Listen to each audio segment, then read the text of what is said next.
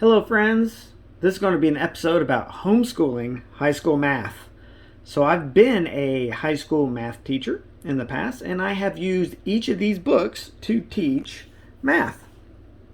And so, in ninth grade, you'd have Algebra 1, 10th grade, you would have Geometry, 11th grade would be Algebra 2, and then in 12th grade, I would recommend Pre-Calculus.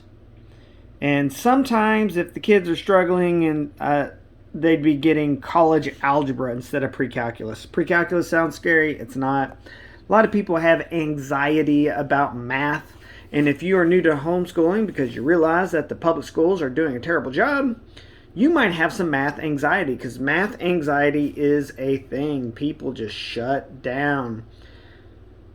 And it's kind of like I tell people, okay, hey, this is what we're going to be studying. Don't look in the back of the book just yet. It'll look scary, but we got to go through the first part of the book. And so if you are, homeschooling your children, and you have some books, then it can be intimidating. But it's so easy. A high schooler can do it. You just have to, go in pace. I personally would discourage you from using anything online, on the internet. If I have a student doing math at home, I would not give them access to a cell phone, okay? Cell phones have programs that would calculate and solve most problems, and even show you the steps, and even a variety of different ways you could do the same problem.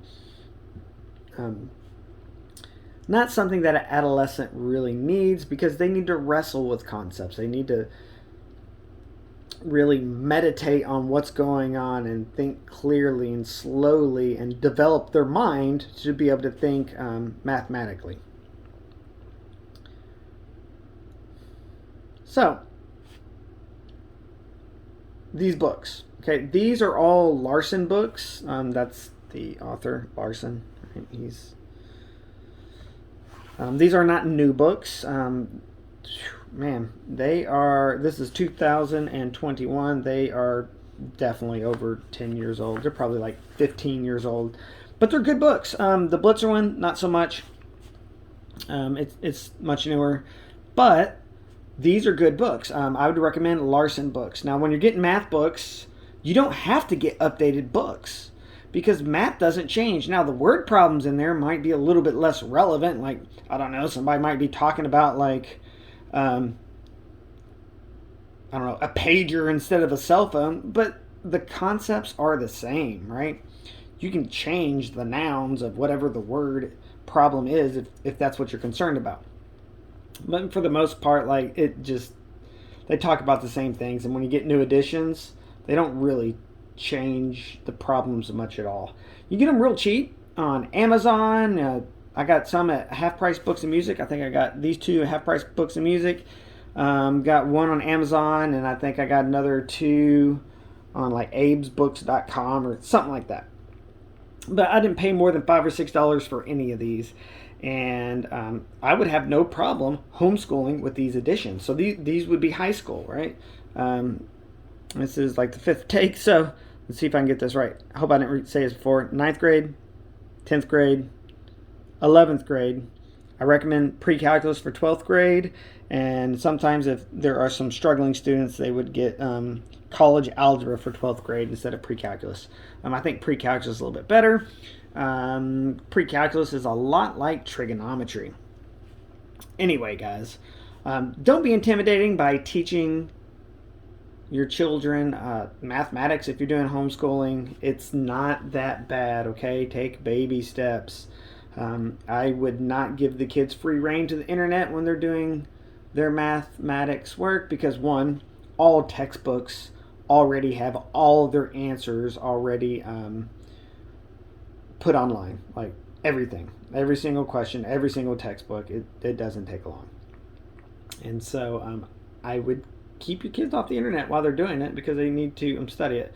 There's a right way to use it, but I would use parental supervision when you're doing it, because that's what you should be doing if you're homeschooling anyway. But guys, get you some cheap books. You might want to get them while you can, because I don't know, I foresee in the future, just by the way the world is going, that books might be hard to come by. They're not really printing new books. There is a transition to everything being online and digitally. And research shows time and time again, kids don't do well digitally. There are problems with reading and looking at the text.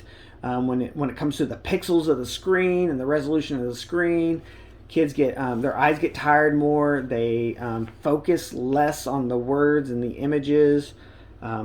Also, when you're doing digital books, kids just like use search functions and tools and copy and paste things, and the internet. It's just, my professional opinion is to use books, because one, they're going to be around longer, and you can keep it for another kid if you have more ninth through 12th graders coming up who are going to be homeschooling later.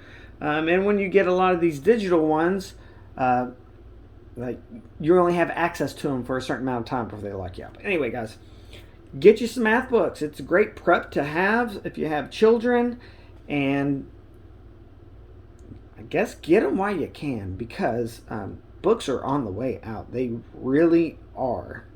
Anyway, guys, thanks for watching, and if you're homeschooling, good luck. Don't give up. You can do it. It's just going to take a little bit of work. All right, bye-bye.